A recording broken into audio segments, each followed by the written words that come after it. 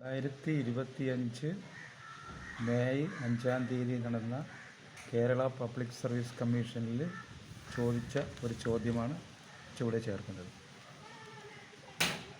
6000 രൂപ 10% പലിശയ്ക്ക് 3 വർഷത്തേക്ക് നിക്ഷേപിച്ചാൽ കിട്ടുന്ന കൂട്ടുപലിശയും കോമ്പൗണ്ട് പലിശ, സാധാരണ പലിശയും അതായത് സിമ്പിൾ ഇൻട്രസ്റ്റ് തമ്മിലുള്ള വ്യത്യാസം എത്ര?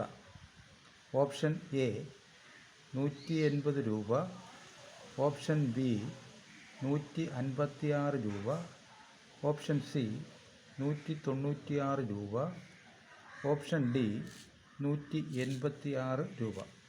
ഇവിടെ കൂട്ടുപലിശ കാണാൻ, അതായത് കോമ്പൗണ്ട് പലിശ കാണുന്നതിന് ഒരു ഇക്വേഷൻ ഉണ്ട്. A is equal to P into 1 plus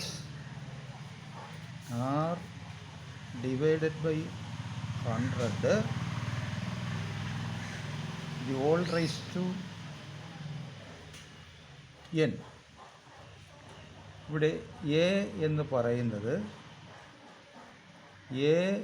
പറയുന്നത് നമ്മൾ നിക്ഷേപിച്ച തുകയും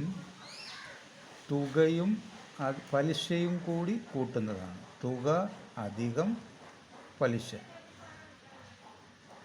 നമ്മൾ നിക്ഷേപിച്ച തുകയും അതിൻ്റെ പലിശയും കൂടി കൂട്ടുന്നതിനെയാണ് എ എന്ന് പറയുന്നത്.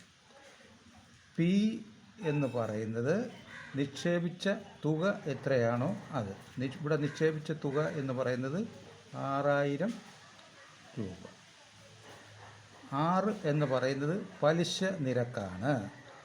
R ഈസ് ഈക്വൽ ടു പലിശ. ഇവിടെ പലിശ എന്ന് പറയുന്നത് 10% ആണ്. 10% എന്ന് പറഞ്ഞാൽ 10 ഡിവൈഡഡ് ബൈ 100. 100ൽ 10 10%. N എന്ന് പറയുന്നത് കാലാവധി. എത്ര വർഷത്തേക്കാണോ നിക്ഷേപിച്ചത്, കാലാവധി എത്ര വർഷത്തേക്കാണോ നിക്ഷേപിച്ചത് അത്രയും. ഇവിടുത്തെ കാലാവധി എന്ന് പറയുന്നത് 3 വർഷമാണ്. അപ്പം ഈ ഇക്വേഷൻ അനുസരിച്ച് നമുക്ക് എന്ത് ചെയ്യണം? ആദ്യം എ കണ്ടുപിടിക്കണം. എ എന്ന് പറയുന്നത് തുകയും പലിശയും കൂടി അടങ്ങിയ തുക കണ്ടുപിടിക്കണം. അതിനുള്ള equation A is equal to A സമം പി. പി എന്ന് പറയുന്നത് നമ്മൾ നിക്ഷേപിച്ച തുക എന്ന് പറയുന്നത് 6000 ഇൻറ്റു 1 അധികം 6 എന്ന് പറയുന്നത് 10%. പലിശയുടെ നിരക്ക് 10%, അതായത് 100ൽ 10 divided by 100. The whole raise to N. N എന്ന് പറയുന്നത് കാലാവധി എത്രയാണോ അത് 3 വർഷമാണ്. അപ്പോൾ ഇവിടെ 3 കൊടുക്കും. അപ്പം എ സമം 6000 ഇൻറ്റു 1 അധികം 10നെ 100 കൊണ്ട് ഭാഗിച്ചാൽ കിട്ടുന്ന സംഖ്യ, അതായത്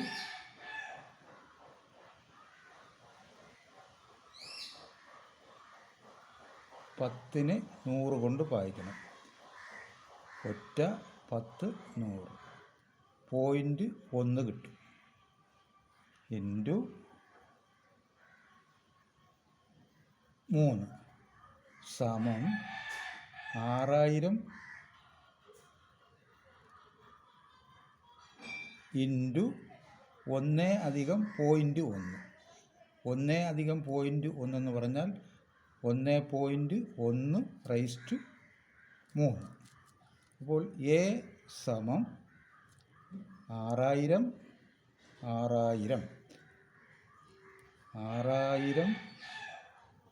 ഇൻറ്റു 1.1ൻ്റെ 3 മടങ്ങ്. അതിൻ്റെ 3 മടങ്ങെന്ന് പറയുന്നത് 1.33 വരും. അപ്പം എ സമം 6000-നെ 1.33 കൊണ്ട് ഗുണിക്കുമ്പോൾ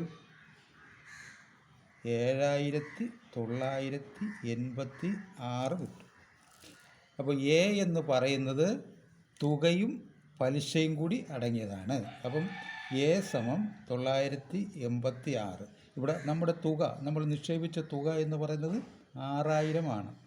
അപ്പോൾ ഇതിൽ നിന്നും 6000 കുറയ്ക്കുകയാണെങ്കിൽ പലിശ കിട്ടും. കൂട്ടുപലിശയിലെ പലിശ മാത്രം കിട്ടും. പലിശ സമം 7986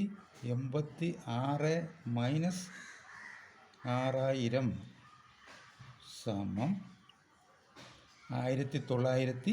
1986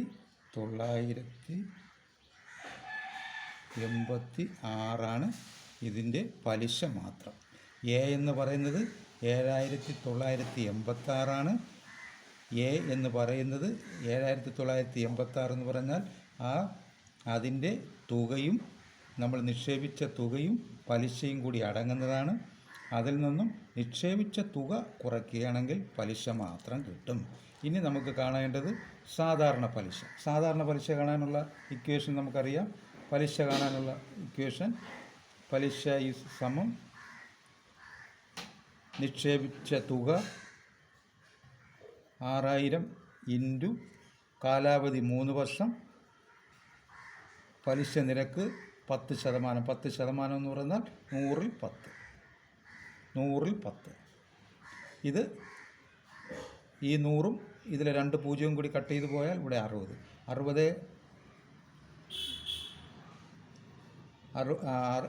60 ഗുണം 3 180. 180 ഗുണം 10 1800. ഇത് സാധാരണ പലിശ, ഇത് കൂട്ടുപലിശയിൽ വന്ന കൂട്ടുപലിശ. അപ്പോൾ ഇത് തമ്മിലുള്ള വ്യത്യാസമാണ് ചോദിച്ചിരിക്കുന്നത്. വ്യത്യാസം കാണാൻ കൂട്ടുപലിശയിൽ നിന്നും 1986 നിന്നും സാധാരണ പലിശ കുറയ്ക്കണം. 1800 കുറച്ചാൽ ബാക്കി കിട്ടുന്നത് 186. 186 കിട്ടും. അപ്പോൾ ഓപ്ഷൻ